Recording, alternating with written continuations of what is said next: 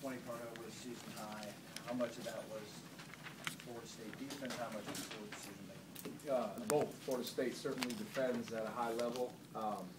They're athletic, they're quick, they're physical, and they certainly, with their quality defense, made us turn it over a lot of the time. And then, but some of that is on us because we got sped up and rattled in a stretch there where if we want to be competitive or successful in a game like this, you can't give it away. I'm sure Leonard is as frustrated with some of their turnovers as well too. It was kind of guys giving it back and forth to each other.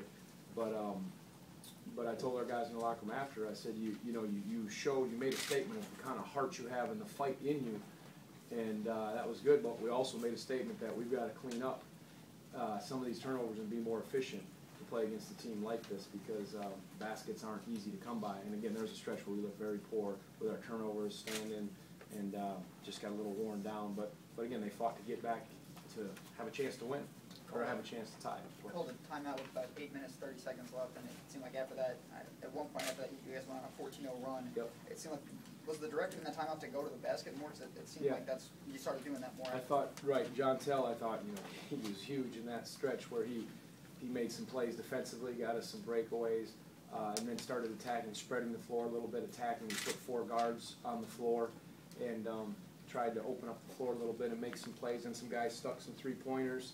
And, they had some turnovers, and our defense was solid enough to get us to where we went up 1. And I can't remember when Snare hit 2 big shots. If we were up 1 when he hit that long range, I don't know how much time was left. Was that about 3 minutes or whatever it was? But we had showed in the clip tape, in our scouting report, we had showed 2 or 3 times how he'll do that. He'll eye you up, and he will shoot it at any time. So I'm curious to look at the film and say, okay, were we ready for that?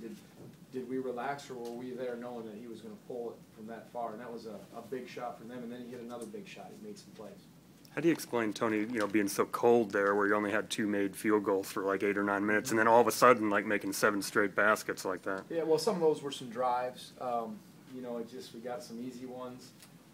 Again, against Florida State, there's not a lot of easy baskets, and they were imposing their will on us. We talk about that all the time. They just, whether it was transition baskets, owning us on the glass, out being more physical, bumping our guys, where we really struggled.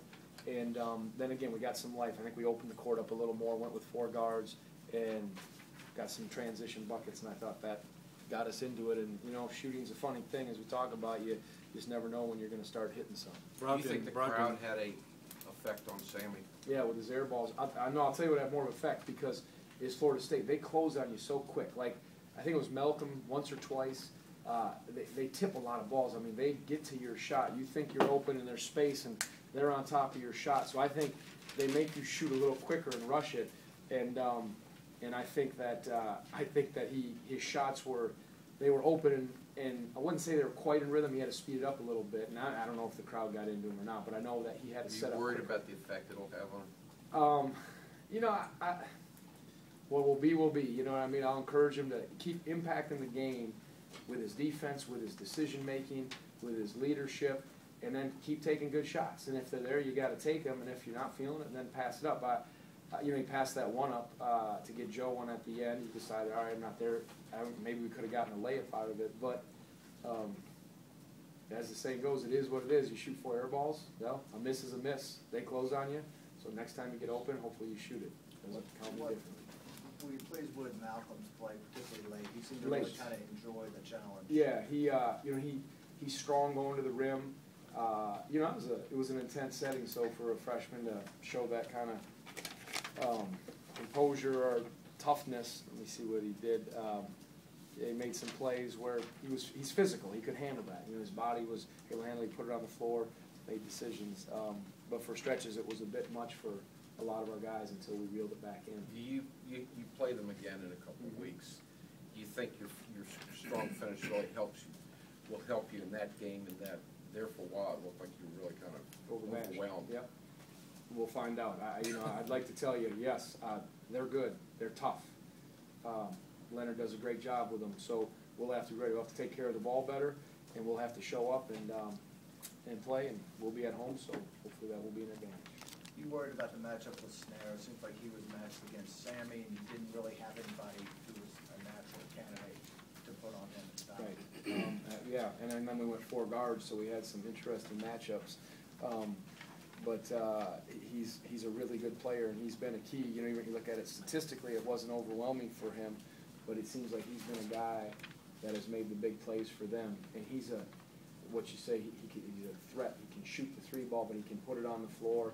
He's got a mid-range game, so he's not just one-dimensional where you can crowd him because he'll go right by you, and he's big enough to rise up over you. So he's got to make his shots as tough as possible, and you got to help on him, but know that there's a lot of other action going on. With John, you mentioned the offense that he gave you, scoring-wise after that run you guys were on, but it also seemed like he kind of flipped the switch and started taking care of the ball a lot more. Did you tell him anything specifically, or what adjustment did he make?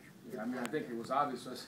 We've got to get shots on goal. You know, we got to take care of the ball well enough to get a good look, and you know, stop making these silly turnovers, because we'll have no chance if we come down and just carelessly turn it over, and those led into some baskets for them. And I remember early in the second half, one time our guys collided. We had a good defensive stop, and then the ball went out and they hit a 3. So it was too many careless turnovers probably to come away with a victory, but we gave them a scare. Mike has 7 One more question, last Mike question. has 7 turnovers on there. Do you feel that he was sloppy at all, or that maybe he got credit for some turnovers that could have gone to You know, he was, you know, they did obviously they really tried to crowd him and get after him, and I think he was trying to make some things happen. You know, he's got to be assertive. I think there was some turnovers that we all had, and everybody had, that were just because they crowded us, we got panicky, or they forced us into a bad decision. And you know, they came at him, and we've got to certainly give Mike space. Sometimes we got to, you know, he's got to kick it out, and then we got to go back to him. But 7 turnovers, you know, I know he's not frustrated. I don't know how many of those were. We got one for like the held ball down there. Yeah, so there's a couple there. But he's certainly a marked man, and that's a challenge with that kind of athleticism coming at you. Thank you all.